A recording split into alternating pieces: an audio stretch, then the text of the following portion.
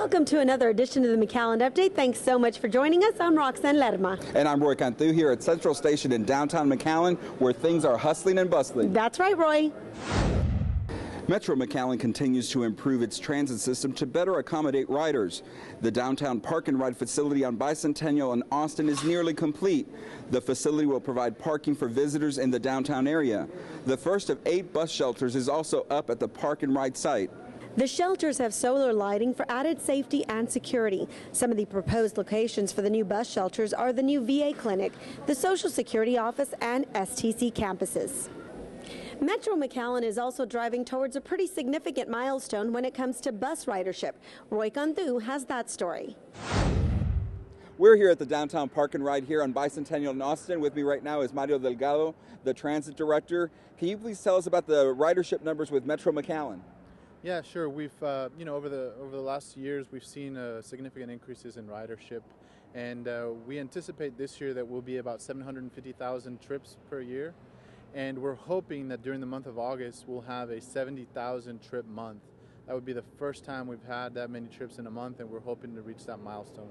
Why do you credit the increase in ridership? Well, I think that we've been doing a lot of outreach to the community, students and stuff like that. So I think that people are now more aware of the system and of how practical it is to use it. And so as we begin to implement new ideas, new projects in the system, we'll be attracting more and more people to ride it as well.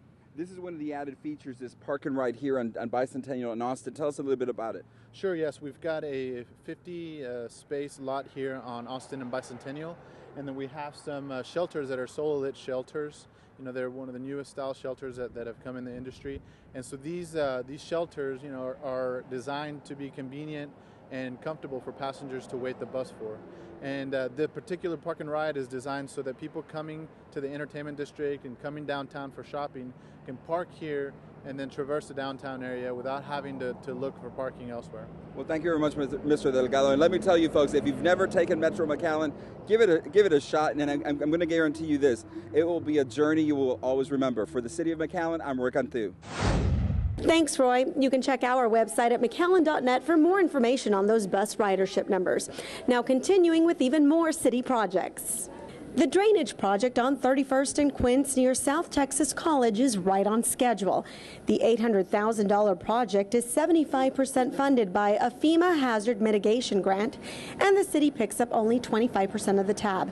The goal is to create a drainage system that will meet the needs of the community around STC on Quince from 27th to 31st Street.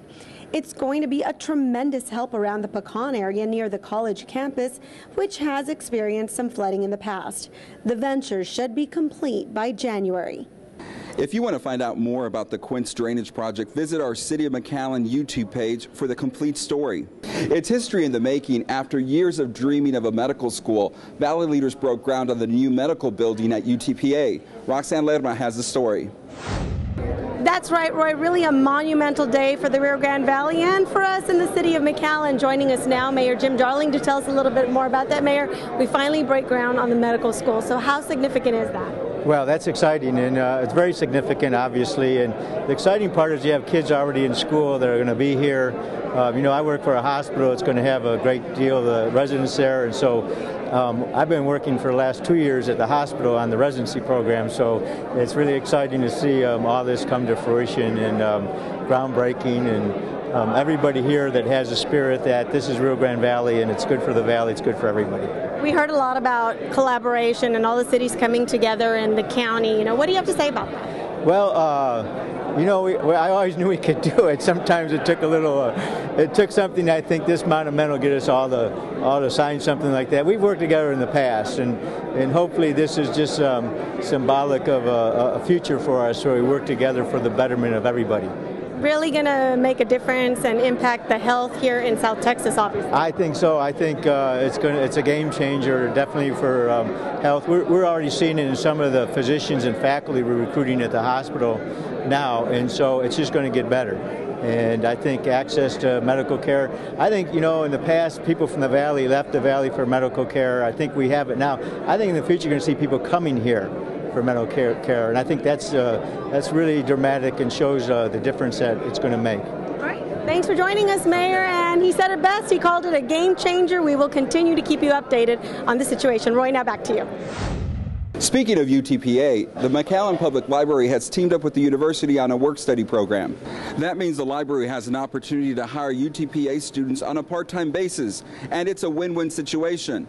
The library receives a helping hand from the college students, and the work-study participants get some valuable on-the-job training. Some of them do tutoring in math and English and homework help, so when the kids get out of school, parents need a little help with the homework, they can come here to the library and see one of our tutors. And we also have work-study students who do community service, and those people help out with our programming in children's and teens, or they may work at one of our service desks. The federal work-study arrangement is an annual agreement between the city and UTPA.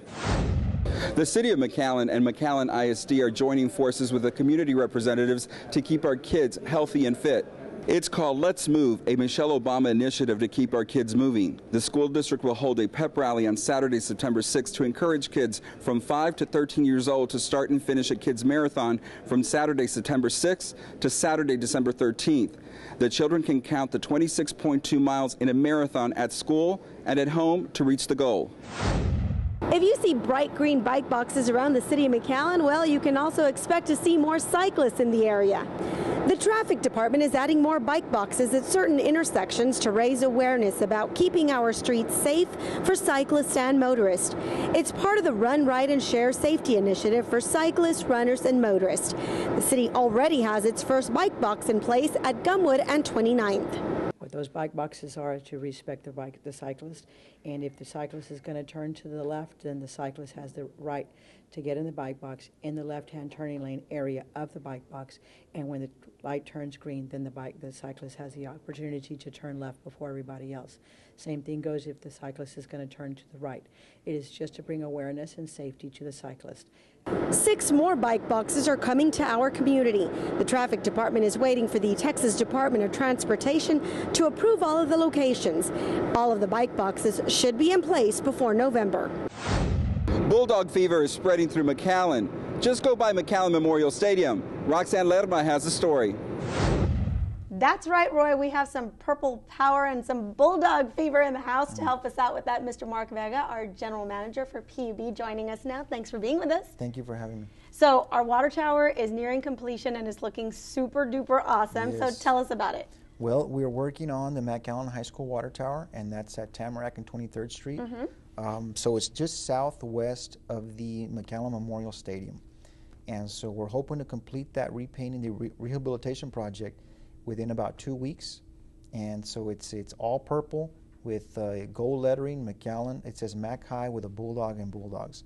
And yeah, you can't miss that bulldog. Right, no, you can't miss it. It's big and bold, and that's what we were going for, is something that you can't miss. And we hope the schools, we hope the district likes it, we hope the school likes it, and the students. We've heard all positive feedback, Mark. Now, why are we doing it? Why is just the repainting project? Well, no, it has a little bit more to do with just repainting. It's a rehabilitation project. So there's structural improvements that need to be kept up to code, to state standards, and so there'll be hatches replaced, there'll be welding in the interior, there'll be ladders replaced, and areas of corrosion will be remedied. And so there's more than the painting that goes on, but typically we at the utility will schedule rehabilitation for a water tower every 10 years on average. And so it's been about 11-12 years since that's been rehabilitated, so we're doing that now. Excellent. Mark Vega, thank you for joining us, and we will keep you updated on the situation. Roy, now back to you. Follow us on Facebook and Twitter for any of the City of McAllen projects updates. And finally today, even more McAllen city leaders have stepped up to the plate and taken the ALS Ice Bucket Challenge. After celebrating the sneak peek preview of the new McAllen Sports Complex, nearly a dozen city officials, including Mayor Jim Darling, City Manager Roy Rodriguez, and Police Chief Victor Rodriguez, took the ALS Ice Bucket Challenge that has now gone viral on social media. Some pretty happy volunteers from the Houston Dynamo soccer team, in town for the very first tournament at the sports park, gladly poured ice and water over their heads. Everyone also made a donation to the ALS Association. That wraps up another edition of the McAllen Update. Be sure to check us out on Facebook, Twitter, YouTube, and on McAllen.net. For the City of McAllen, I'm Roxanne Lerma. And I'm CANTU. Thanks for joining us, folks.